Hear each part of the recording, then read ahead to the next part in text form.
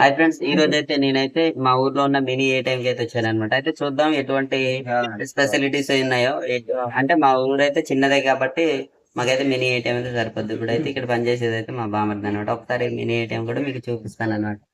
Friends అదే అంటే ఇది ఒక హౌస్ అనమాట. హౌస్ లో అయితే రెంట్ తీసుకున్నాడు మా బామర్ది అయితే. ఆ, ఇది ఫ్లెక్సీ అనమాట. ఫ్లెక్సీ కూడా బయట పెడతాడు అసలు. యాక్చువల్గా అయితే బయట పెడతాడు.